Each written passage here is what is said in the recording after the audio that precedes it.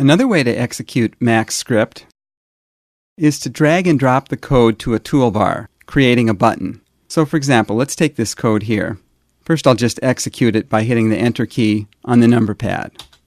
So this creates a green sphere, that's this line, and it adds a modifier. This bend modifier is created in the first line and added in the third line. So this is the bend modifier, 90 degrees angle, 90 degrees direction, and it's on the y-axis, which is axis 1. So let's say for some reason I find myself running this code all the time. I can highlight it, and I can just drag and drop it to a toolbar. And when I see the little plus sign by the cursor, I just release, and it just created a button there. So I'll just minimize this. I'm going to delete this sphere that's there now, and just click this button, and it creates the sphere.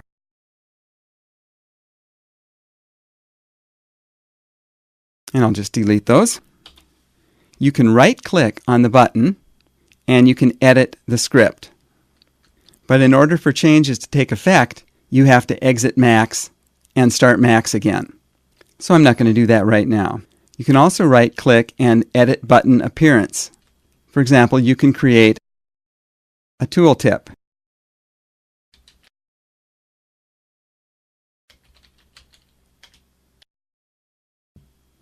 Green sphere, bend 90. Click OK. And now, when my cursor hovers over that button, I get that tooltip to remind me of exactly what that button is about. Again, I can right-click, edit button appearance. I could make it a text button.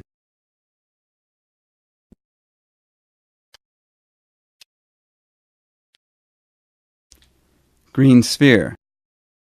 And now it says green sphere on the button. If you don't want to put your button on an existing toolbar, you can create your own toolbar. So I'm just going to right-click here and delete this button right now. And I'm going to go to Customize, Customize User Interface, and this lists toolbars. This is a toolbar that I created previously. So I'm going to click New and just create a new toolbar. I'll call it Sphere Create. And here it is right here. And here it is in the list. It's automatically not hidden when it's first created. So that's why we can see it here. Then, bringing up the listener again, I can just drag and drop this code right into my toolbar. I'm just going to delete this sphere here, and again, click the button. And I have all the same options here in the right click that I had when it was on the main toolbar up there. So this can be a very handy way of executing functions that you use all the time. And you can always go back into your customized user interface. You can rename your toolbar.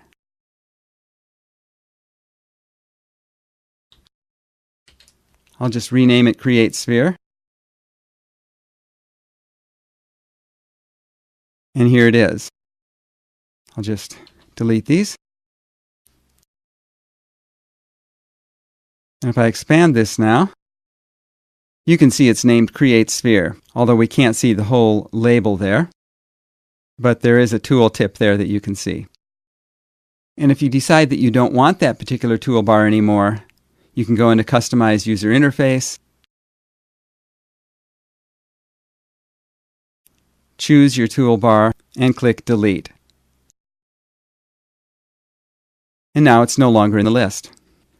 So that is executing Max script by dragging and dropping code to a toolbar, creating a button.